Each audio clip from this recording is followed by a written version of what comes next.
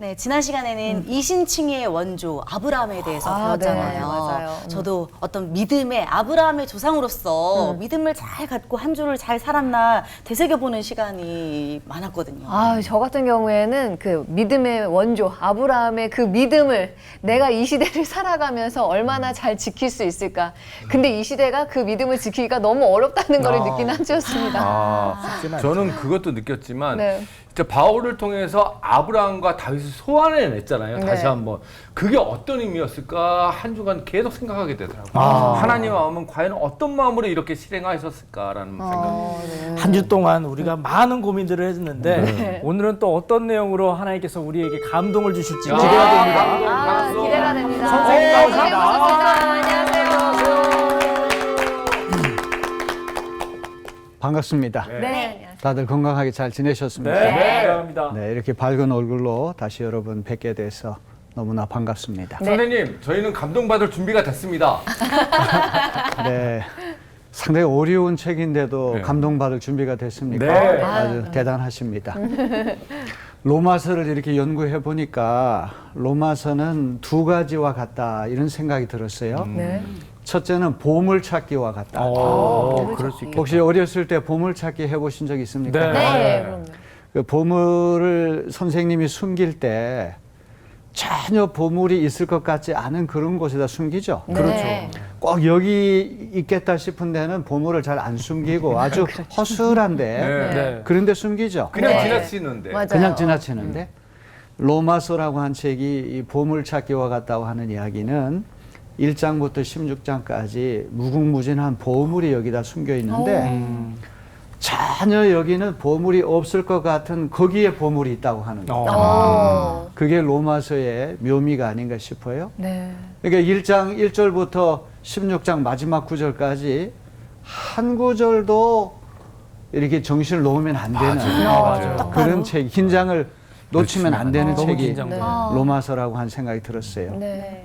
두 번째는 로마서는 지뢰밭과 같다. 아니 너무 다른데요? 이 보물이랑 지뢰랑 보물하고 지뢰밭은 지뢰밭은 전혀 개념이 다른데 왜 지뢰밭이라고 그랬을까요? 밟으면 터지나? 그거 무섭나? 잘못 해석하면 지뢰가 될 수 있나? 그럴 수도 수 있나? 있을 것 같아요. 해석이 잘못해서 가면은 지뢰가 터질 수가 있으니까 조심하라.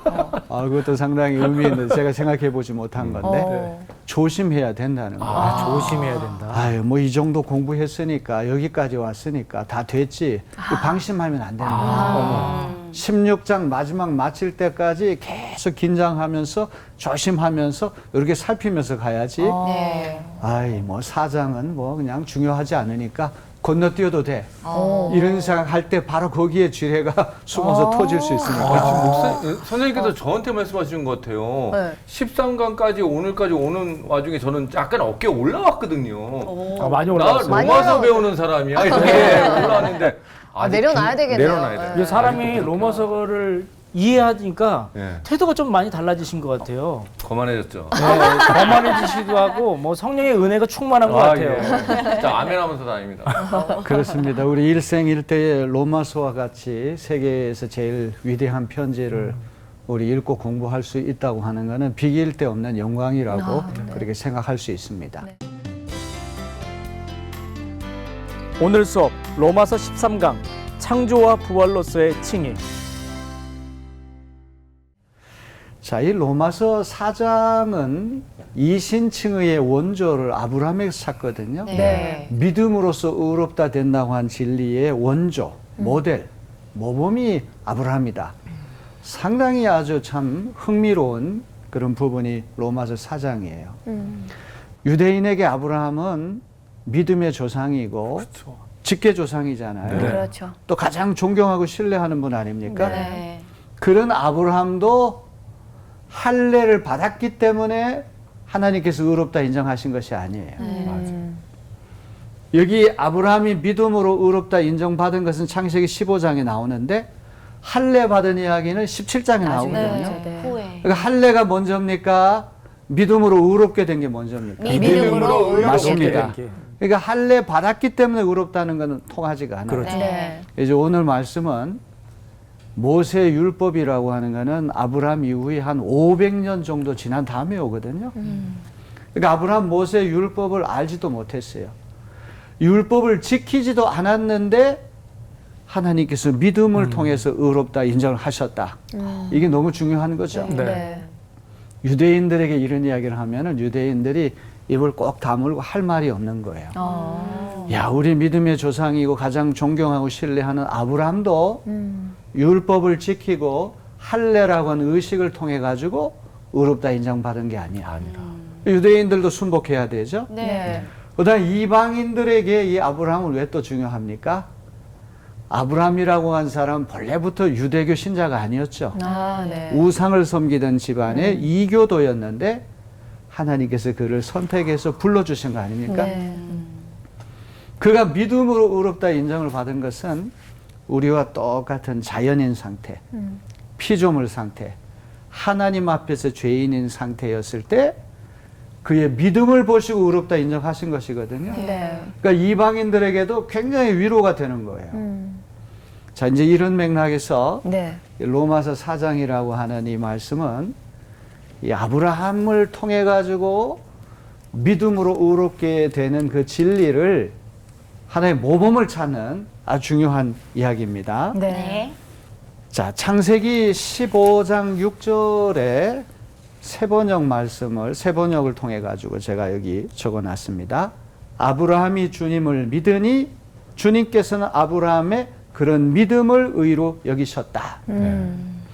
혹시 이 본문을 보시면서 조금 이상한 거 있지 않습니까? 아브라함이라고 그랬으니까 아브라함이라고 그랬죠. 아브라함. 네. 아브라함이라고 하는 이름이 아브라함으로 바뀌죠. 바뀐 거죠. 네. 그거는 이제 요거 아브람이라고 하는 이름이 아브라함이라고 하는 이름 바뀌기 전에 지금 상태를 얘기하는 것이거든요. 사도 바울이 이제 이 말씀을 착안으로 해가지고 이신칭의의 원조, 궁극적인 모델이 아브라함이다. 이제 그 이야기를 하는 거예요. 네. 자, 오늘은 로마서 4장 13절로부터 25절 말씀을 이제 공부할 차례입니다. 네. 두 가지를 오늘 공부하게 될 거예요. 첫째는 아브라함의 칭의는 율법을 지키는 행위의 원리로 된 것이 아니다. 행위의 법, 행위의 원리가 아니면 어떤 원리? 믿음의 원리. 원리. 믿음의 원리. 믿음의 법으로 된 것이다. 상당히 좋습니다. 이제 로마서 공부하면서 어깨가 올라갔다고 그러는데 척하면 삼천리예요. 네, 아주 좋습니다. 원리라고 하는 거, 이 법이라고 하는 거 아주 중요하죠. 그래서 이제 지난 시간에는 할례를 받았기 때문에 하나님께서 그를 의롭다고 인정하신 것이 아니다.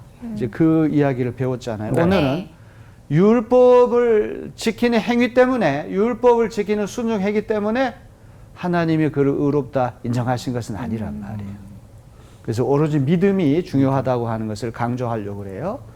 그런데 두 번째는 아브라함이 믿음으로 의롭다는 인정을 받았다고 한다면 그의 믿음은 어떤 믿음일까? 믿음의 본질, 네. 믿음의 구조. 오늘 굉장히 중요한 말씀을 네. 이제 공부할 그러니까요. 것입니다. 네. 우리가 믿음이라고 하는 말을 참 많이 쓰는데 야, 믿음이라는 게 과연 뭘까? 아브라함과 특별히 오늘은 이제 사라 이야기까지 하거든요. 네. 지난 시간에는 아브라함하고 다윗. 까메오처럼 다윗을 잠깐 등장시켰는데 오늘 본문 말씀은 아브라함과 사라 두 사람 부부를 등장시킵니다. 네. 자, 이제 4장 1절로부터 12절을 보게 되면 이 아브라함과 사라 이야기를 하고 있거든요. 네. 특별히 4장 13절로부터 이제 25절에 보면은 아브라함이 나이 100세, 사라 나이 90세에 90세. 하나님께서 아들을 주셨어요. 네. 아들 이름이 뭐예요? 아브라함. 이삭. 이삭.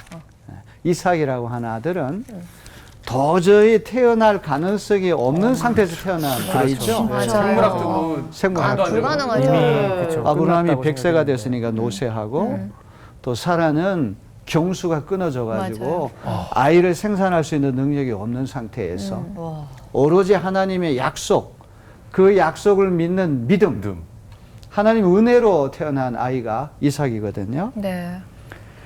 자, 그래서 오늘 이 말씀에서 아주 중요한 것은 창조의 하나님과 부활의 하나님. 어떻게 칭의 이야기를 하면서 하나님께서 우주 만물을 창조하신 창조의 하나님이시다. 또 죽은 자를 살리시는 부활의 하나님이시다. 오늘 우리 공부하면서 놓치지 말아야 할 아주 중요한 대목이에요. 네. 창조라고 하는 거는 참 흥미진진하잖아요. 그렇죠.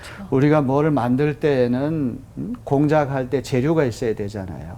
흙이라든지 뭔가 재료가 있어야 네. 되는데 하나님께서 우주 만물을 창조하실 때는 무에서 유를 창조하신 아무것도 없는 상태에서 우주 만물이 생겨난 거예요.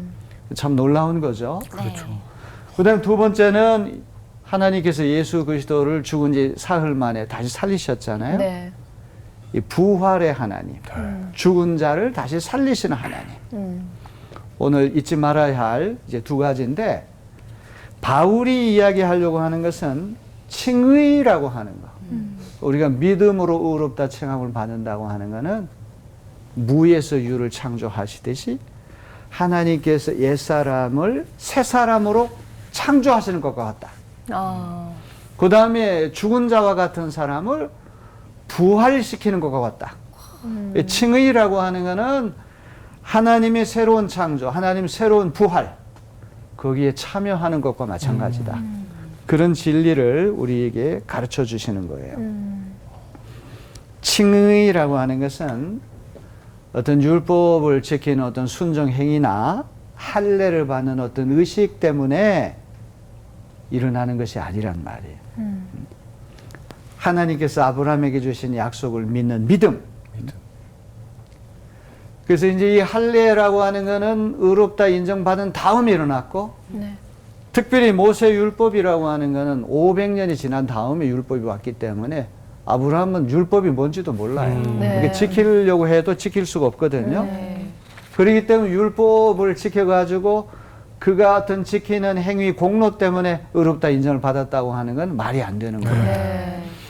자, 4장 13절을 누가 한번 읽어보실까요? 네, 제가 한번 읽어보겠습니다. 아브라함이나 그 후손에게 세상의 상속자가 되리라고 하신 언약은 율법으로 말미암은 것이 아니요 오직 믿음의 의로 말미암은 것이니라. 네, 고맙습니다. 하나님께서 아브라함과 그 후손에게 세상을 물려받을 상속자가 되리라고 약속하신 언약. 이거는 창세기 12장 3절에 보니까 하나님께서 이런 약속을 주시잖아요. 너를 축복하는 자에게는 내가 복을 내리고 너를 저주하는 자에게는 내가 저주하리니 땅의 모든 족속이 너로 말미암아 복을 얻을 것이라 하신지라. 네. 아브라함을 통해 가지고 하나님의 축복이 아브라함이 축복의 통로가 된다고 하는 약속의 말씀 아닙니까? 또 아브라함이 나이가 많고 사라가 나이가 많은데 하나님께서 어떤 약속을 주셨어요? 하늘의 별같이 바다의 모래알같이 많은 민족이 너의 허리에서부터 나올 것이다. 야, 진짜. 이게 다 하나님께 주신 약속 아닙니까? 네. 하나님의 약속이라고 하는 말씀, 네. 네. 약속이라고 하는 말이 4장에 5번이나 등장해요. 네. 근데 약속이 실현되고 약속이 성취되는 것은 율법을 지키는 것에 달려있는 것이 아니라 약속을 믿는 데 있다고 하는 것. 이게 아주 중요한 거예요. 자, 율법과 이 약속이라고 하는 거는 이 언어나 이 사고 범주가 이게 다른 것이거든요. 그렇죠. 완전 네. 다르죠. 예, 완전히 달라요. 네. 자, 율법과 약속은 서로 다른 언어인데 네. 이 사고나 범주가 서로 다른 거예요. 율법이라고 하는 거는 이러이러한 계명을 지키라. 네. 이 순종을 요구하는 거죠. 그런데 약속이라고 하는 거는 내가 이러이러한 복을 주리라 하나님 약속하시면 그거는 믿어야 돼요. 네. 약속을 순종한다, 약속을 이렇게 행위로 따라간다 이렇게 하지는 않죠. 그렇죠. 네. 아브라함의 나이 100세, 사라의 나이 90세가 돼서 아이가 태어날 가능성이 전혀 없는 상태에서 앞으로 아이가 태어나고 내가 너에게 이러이러한 복을 주리라 약속할 때 그거는 믿음이 제일 중요한 거예요. 약속이 실현되는 건 행위로 되는 것이 아니라 믿음을 통해 가지고 그 약속이 실현된다. 네. 이게 중요한 거예요. 네. 그러니까 율법을 지켰으니까 이걸 주는 것이 아니라 네가 날 믿으니까 주는 거잖아요. 맞습니다. 그렇죠. 바로 그겁니다. 네가 이 율법을 뭐 지키려고 해도 지킬 수가 없는 상태니까 그렇죠. 이제 아브라함이 할 수 있는 거는 도저히 가능성이 없는 약속이지만 하나님이 선하시고 전지전능하시고 약속을 성취할 만한 능력을 가지신 분이니까 나는 그 약속을 믿습니다. 그 약속에 대한 믿음 때문에 하나님이 그 믿음을 보시고 약속을 실현시켜 주시는 거죠. 맞아. 이제 이 사도 바울이 이 신칭의 이야기를 하면서 아브라함 이야기를 굳이 끄집어내는 거는 바로 이거를 발견했기 때문에 그런 거예요. 자, 4장 14절을 한번 누가 읽어보실까요? 만일 율법에 속한 자들이 상속자이면 믿음은 헛것이 되고 약속은 파기되었느니라. 그렇습니다. 속자. 율법을 의지하는 사람들이 하나님이 약속하신 약속의 상속자가 된다면 믿음이라고 하는 것은 무의미한 것이 되죠. 약속은 헛된 헛것이 것이 돼. 되고 네. 말입니다. 타락한 인간이 율법을 완전히 지키는 것은 불가능하기 때문에 그런 거죠. 율법을 의지해가지고 하나님의 약속이 성취된다 그러면 그 약속의 성취라고 하는 굉장히 어려운 길이 돼요. 네. 아무도 율법을 100% 다 지킬 수가 없잖아요. 10계명을 비롯해가지고 613가지 되는 율법 계명을 다 지킬 수 있는 사람은 누가 있겠습니까? 없죠. 아무도 없죠. 자, 이제 4장 15절로 넘어갑니다. 누가 한번 읽어보실까요? 네. 율법은 진노를 이루게 하나니 율법이 없는 곳에는 범법도 없느니라. 네, 고맙습니다. 이번 율법은 진노를 이루게 하나니 율법이 없는 곳에는 범법도 없느니라. 율법이 그렇지. 없으면은 범법은 존재해야 되지 않나요? 이게 뭔가 율법이- 법이 있어야 되지 않나요? 죄인지 아닌지를 구분할 수 있는 그런 거기 때문에 범법이라고 알 수가 없는 거지. 그렇습니다. 이 율법이라고 하는 건 제가 누누이 강조했지만 교통 순경이 하는 기능과 같다. 네. 우리가 어떤 교통 법규를 어기게 되면 교통 순경이 이러이러한 법규를 어겼기 때문에 당신은 이러이러한 벌을 받아야 됩니다. 네. 우리를 용서하고 사면하고 은혜 주는 데는 관심이 없죠. 이게 법이니까 이 법을 어겼기 그렇죠. 때문에 지켜야 하는 거죠. 거기에 네. 상응하는 네. 네. 대가를 치러야 됩니다. 네. 율법이 하는 기능이 꼭 그와 같은 것이죠. 율법은 우리가 지키지 못할 때 고발하고 정죄하는 기능을 하거든요. 네. 예를 한번 들어봅시다. 이 잔디밭에 그 앞에다가 팻말이 이렇게 붙어 있는데 접근 금지 이렇게 되어 있어요.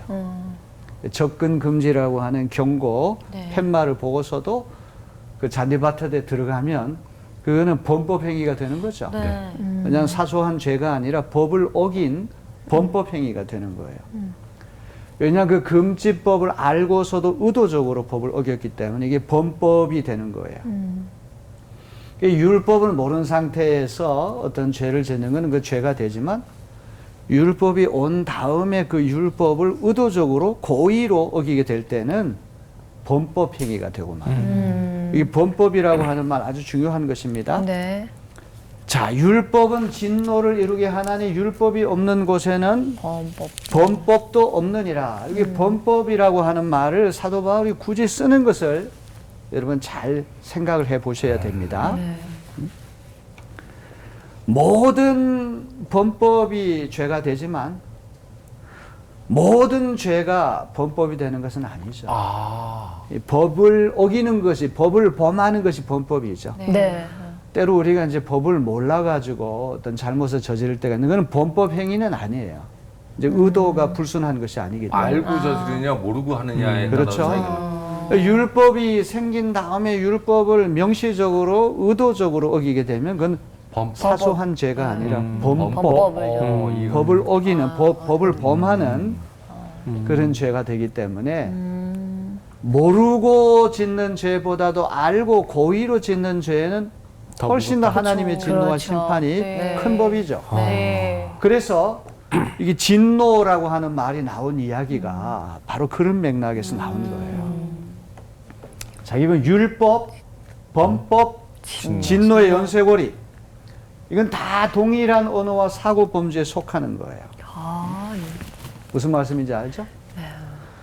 율법이 왔는데 그 율법을 알고서도 의도적으로 고의로 우리가 법을 어기게 되면 그 범법이 되는 범법이죠. 것이고 그런 법을 범하게 되면 내가 이렇게 너에게 명령했는데 왜 법을 어겼느냐. 하나님의 진노와 심판이 기다리고 있는 거예요. 자, 이러한 연쇄고리는 상당히 암울하죠. 네. 항상 우리가 신경 써야 되고 마음의 기쁨이 사라지고 항상 두려운 마음 생기고 무거운 분위기 속에서 인생을 살아야 되겠죠. 네. 네. 이제 전혀 다른 언어와 사고 범주가 있다고 하는 것을 사도 바울이 가르쳐 줍니다. 4장 16절 한번 다 같이 읽어볼까요? 그러므로 상속자가 되는 것이 은혜에 속하기 위하여 믿음으로 되나니 이는 그 약속을 그 모든 후손에게 굳게 하려 하심이라. 율법에 속한 자에게뿐만 아니라 아브라함의 믿음에 속한 자에게도 그러하니 아브라함은 우리 모든 사람의 조상이라. 자, 율법에 속한 자는 유대인을 얘기하는 것이죠. 네. 아브라함의 믿음에 속한 자는 유대인뿐만 아니라 예수 그리스도를 믿음으로 의롭다 인정받는 모든 그리스도인을 다 이야기할 거예요. 네. 그러하니 아브라함은 우리 모든 사람의 조상이다. 우리 모든 사람은 누구를 얘기하겠습니까? 유대인이든 아니든 뭐다 맞습니다. 전체적으로. 유대인이든 유방이든, 헬라인이든 이방인이든. 한국인이든 미국인이든 일본이 누구든지 예수 그리스도를 믿고 값없이 주신 하나님의 은혜로 의롭다 인정받은 모든 사람의 조상이 믿음의 조상이 아브라함이라는 거예요. 와, 진짜 엄청. 자, 여기서 우리가 중요한 것이 있습니다.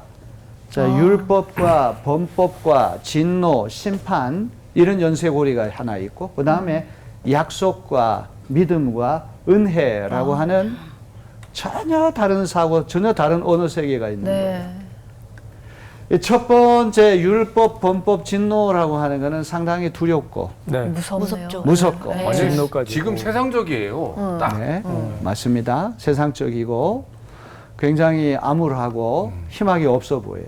항상 죄책감에 시달려야 돼요. 내가 뭘 죄진 게 없을까? 이러면서 생각하게 되고. 항상 두렵고 이 신경을 써야 돼요. 그러니까 율법주의라고 하는 것의 문제점은 내가 그 율법을 제대로 지키지 못하면 항상 죄책감이 생겨요. 그렇죠.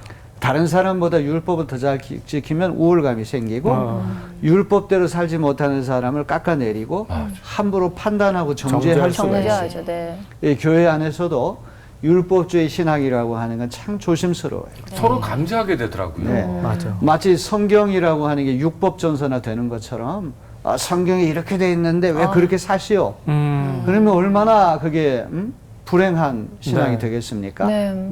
그러면서 자기도 또 이제 그 어떤 죄를 법을 어길 짓겠죠. 때가 네. 있잖아요. 네. 그러니까 사람이 자꾸만 위선적이고 이중적이 되기가 쉬워요.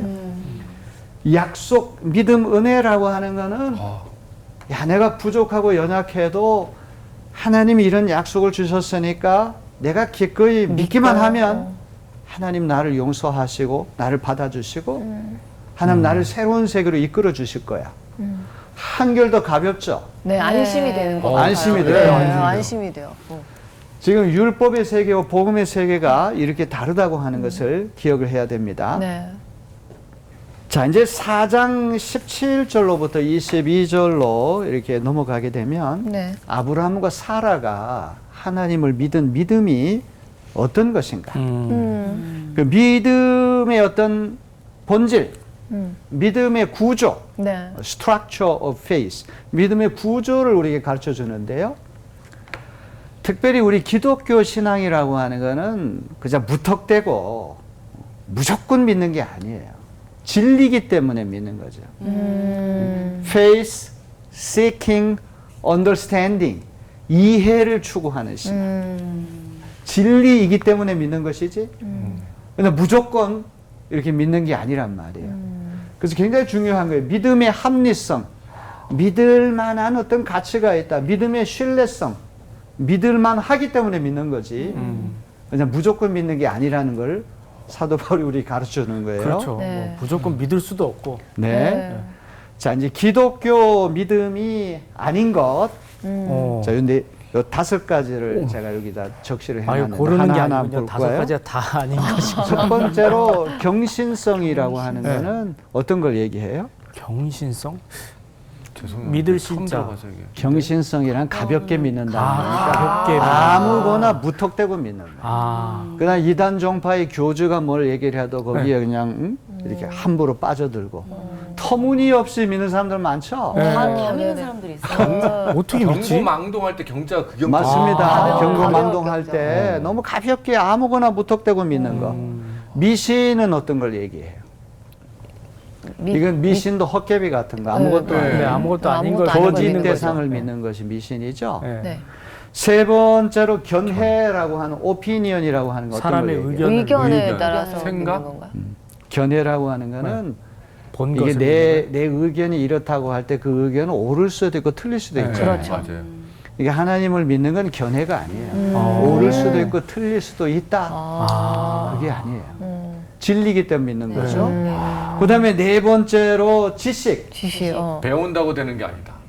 신앙이라고 하는 거는 지적으로 승인하는 게 아니에요. 이제 이성으로 이해가 되니까 고개를 끄덕끄덕 하면서 맞아. 이게 아니라 가슴. 머리에서 가슴으로 가는 여행. 아. 지적인 승인에서부터 가슴이 뜨거워지는 거. 세계에서 가장 먼 여행이 머리에서 가슴으로 간 여행. 그러네요. 아, 그게 가장 맞아, 맞아. 한 30cm 정도밖에 안 되는데 네. 어떤 가장 사람 일평생 머네요. 걸릴 때도. 그러니까 뭐 예수에 대해서 지식은 많아요. 성경에 대한 지식은 많아요. 그렇다고 지식이 많다 해서 믿음이 있는 건 아니라요. 그렇죠. 그래서 요즘 정말 세상에 많은 것 중에 하나가 스타 강사예요. 네. 그 사람들의 강의를 들으면 너무나도 좋은데 뜨거워지지 않아. 근데 목사님이 하시는 설교 말씀 들으면 뜨거워져요. 그게 다르죠. 다르죠. 고맙습니다. 일타 강사가 아니라고 하는 것 때문에 항상 이게 좀 마음이 괴로웠는데 훨씬 더 영예로운 그런 칭찬을 해주셔서 너무 감사해요. 네. 그다음에 다섯 번째는 어떤 거냐 하면은 신념. 신념이라고 하는 거. 요거는 조금 설명이 필요한데 이 belief라고 하는 말하고 faith라고 하는 말이 네. 신학적으로 달라요. 아.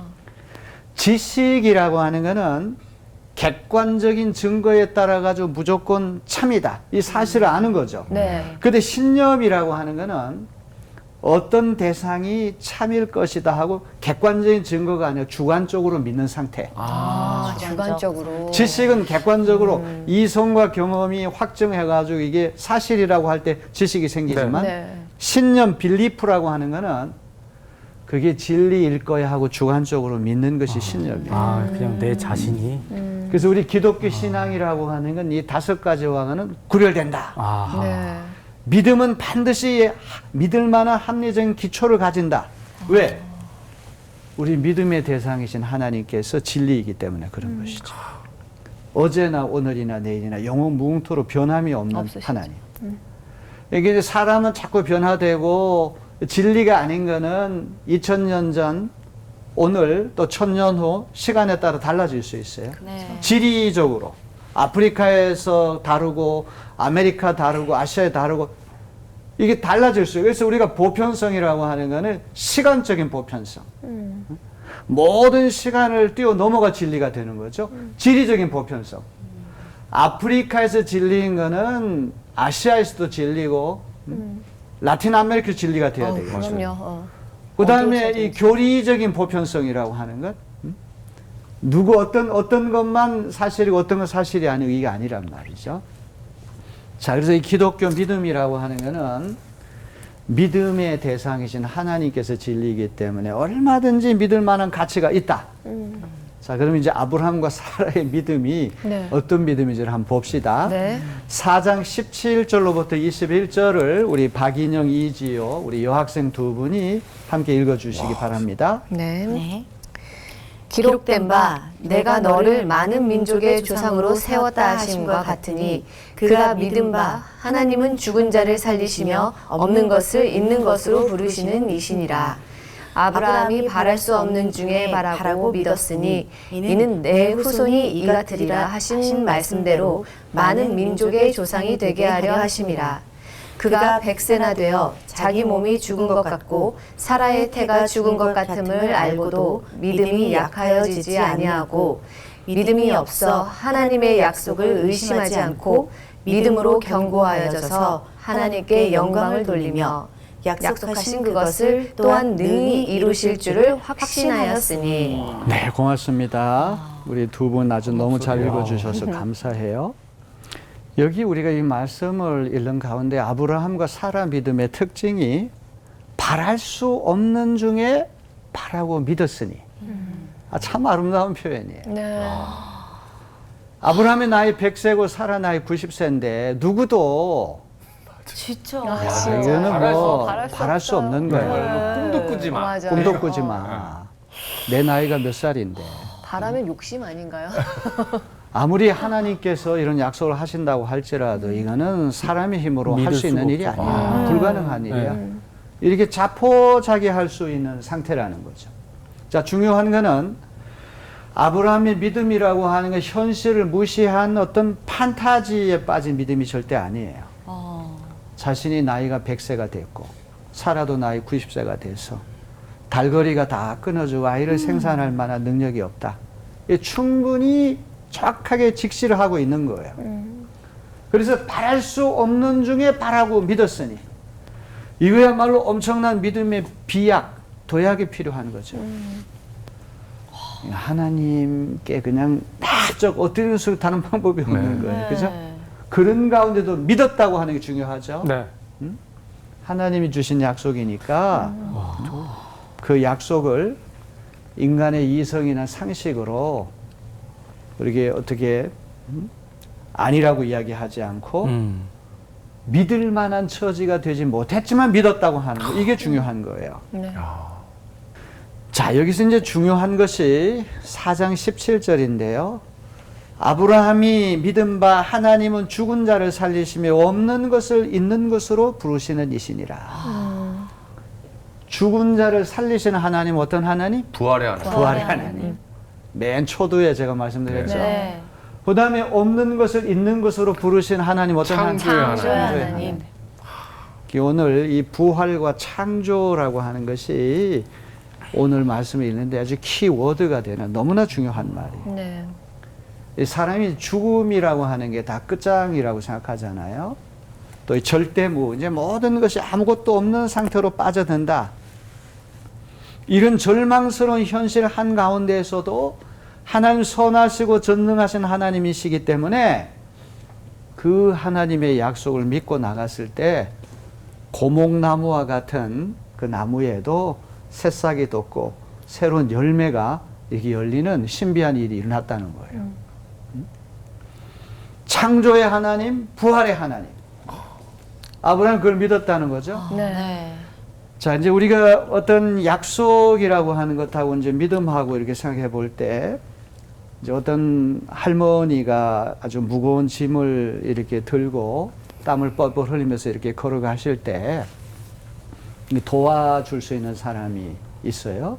아주 건장한 우리 추천 씨처럼 아주 이렇게 건장한 사람이 이렇게 지나가는데 도와줄 수 있는 능력은 있지만 좀 마음이 삐딱하고 선한 의지가 없어요. 힘은 있지만 도와주려는 마음이 없어요. 그러면 안 되죠. 네. 또 어떤 사람은 도와주고 싶은 선한 마음은 있는데 도와줄 능력이 없어요.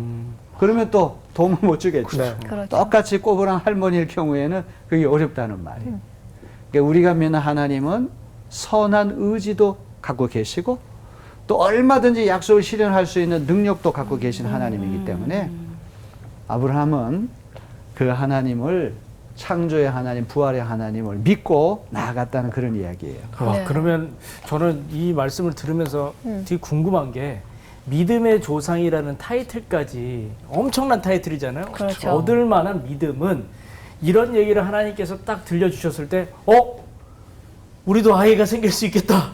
바로 그 자리에서 믿었는지 아이 설마 하면서 도전해 보다가 애가 생기니까 믿게 됐는지 저는 상당히 인간적인 마음으로는 좀 고민이 되거든요. 아브라함은 그냥 한 방에 믿었고 저는 자, 이제 요런 지금 우리 강준 씨가 얘기한 우리 인간의 어정쩡한 태도. 야, 믿어볼까? 이거는 불가능한데 요런 어정쩡한 거를 장깔뱅이라고 하는 사람이 아주 네. 기가 막히게 표현했어요. 네. 자, 우리 이강준 씨가 한번 읽어보세요.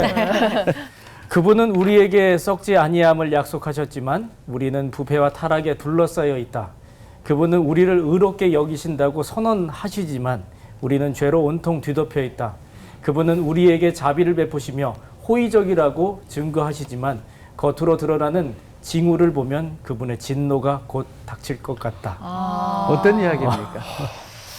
하나님이 약속을 주시고 우리에게 믿음을 요구하지만 현실은 녹록지가 네. 않다는 맞아요. 거죠.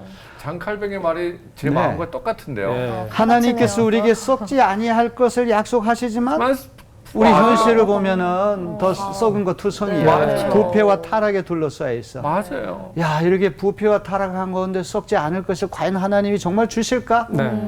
이게 자꾸 의심이 들고 맞아요. 그럴 수 있죠. 네. 하나님 우리를 의롭게 여기신다고 선언은 하시지만 우리 자신을 보니까 온통 죄로 이렇게 뒤덮여 있어가지고 야, 이런 상태에서 과연 나는 의롭다 인정받을 수 있을까? 또 의심이 생겨요. 하나님 우리에게 자비를 베푸시면 호의적이라고 증거하시지만 겉으로 나는 여러 가지를 보게 되면 하나님의 진노와 심판이 곧 닥칠 것만 같아요.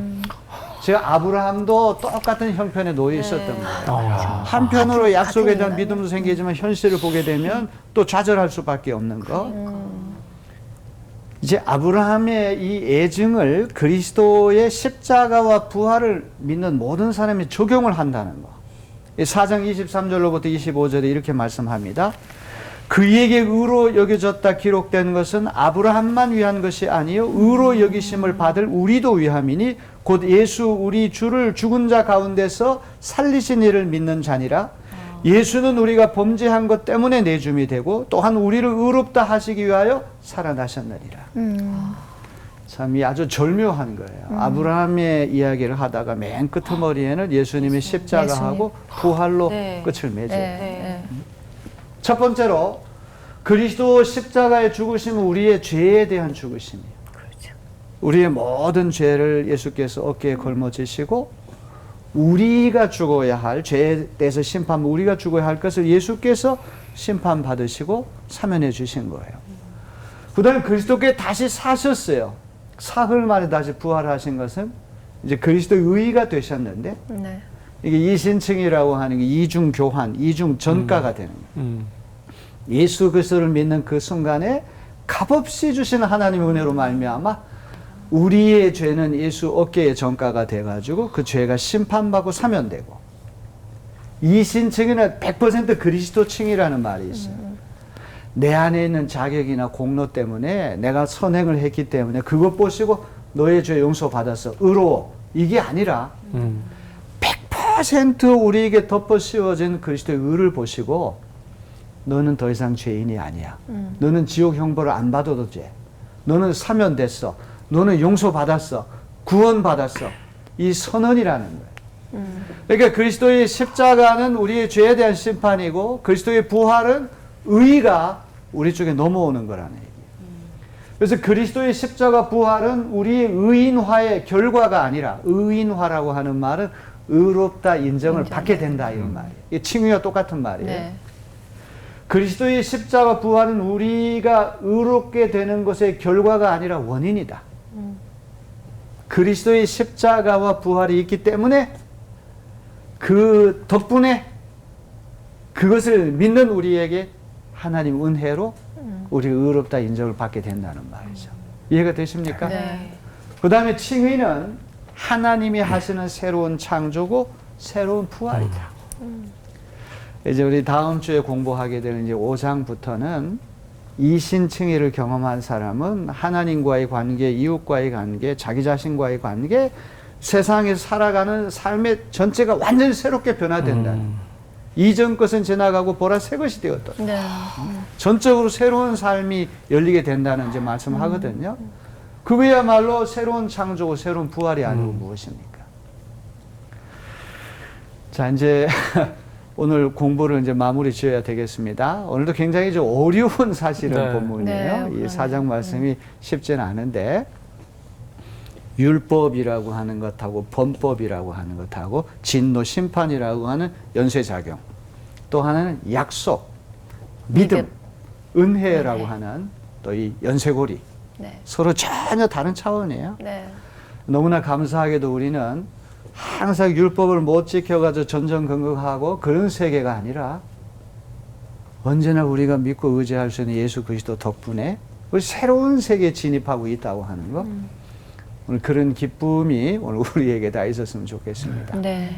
자, 강의를 이제 마칠까요? 네. 네, 고맙습니다. 수고들 감사합니다. 하셨습니다. 감사합니다.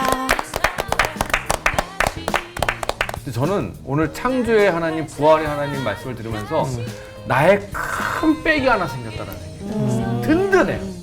일주일 아니 한 달 정도는 이걸로 버틸 수 있지 않을까. 진짜 내 편이 막 생긴 그런 느낌. 저 굉장히 부러운 게 네. 빽이 생긴 것 같다고 느끼셨잖아요. 네. 저는 그 창조의 하나님, 부활의 하나님이 나의 빽인데 왜 나는 자꾸 쪼그라들지 이 생각이 너무 계속 드는 시간이었어요. 그래서 좀 회복하는 시간이 저에게는 필요하다라는 오늘 그 시간이었어요. 네. 뭐 뭔가 이렇게 내가 너를 사랑한다, 너 뭐 은혜를 줄 거야, 구원해 줄 거야, 뭔가 계속 약속을 주시는데 우리가 그거를 계속 좀 의심하고 믿음이 약해서 좀 그런 게 아닐까 싶어요. 참 이 믿음이라는 게 되게 쉬워 보이지만 정말 믿기까지가 너무 어려운 것 같아요. 네. 그래서 아브라함이 얼마나 믿음의 조상인지 저는 알 것도 같기도 하고요. 그래서 저희가 한 주 동안에는 본인의 믿음도 한번 점검해 봐야 되겠지만 결국에는 하나님의 약속이 무엇인지를 조금 더 이 성경을 통해서 찾아보는 그런 시간이 되었으면 좋겠다는 생각이 있습니다. 좋습니다. 한 주 동안 파이팅 합시다 우리. 알겠습니다. 파이팅. 믿읍시다. 나도 저도 못 믿는데.